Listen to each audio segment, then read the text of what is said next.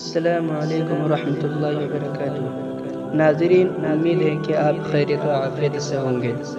میرا آج کا موضوع ہے قبر میں پیسوں کی تھیلی کا عجیب واقعہ۔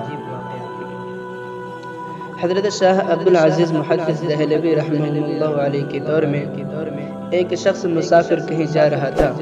راستے میں کسی شخص کو نزا کے عالم میں دیکھا اور مرنے کے بعد اس کی تجہیز و تکفین میں شریک رہا اور خود قبر میں اتر کر اس کو قبر میں رکھا۔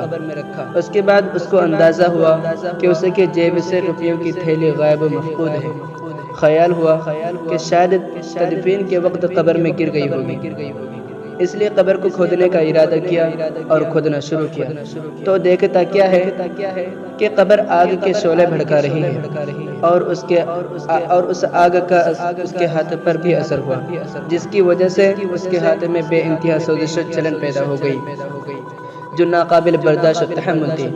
اس نے اس کا علاج بھی کرایا، مگر تمام اطباء و حکماء اور ڈاکٹر عاجز آ گئے، کسی کا علاج کارگر نہ ہو۔ ایک زمانہ اسے بے قراری و بے چینی اور اضطراب و پریشانی میں گزر گیا۔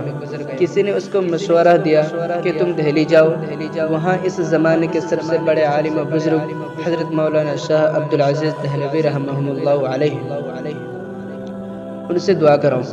وہ شخص اس مشورہ پر دہلی حضرت کی خدمت میں گیا اور سارا واقعہ سنایا۔ اس پر حضرت شاہ عبدالعزیز محدث دہلوی رحمہ اللہ علیہ نے فرمایا کہ قبر میں جس آگ سے تیرا ہاتھ جلا ہے وہ دنیا کی آگ نہیں بلکہ آخرت کی اور جہنم کی آگ ہے۔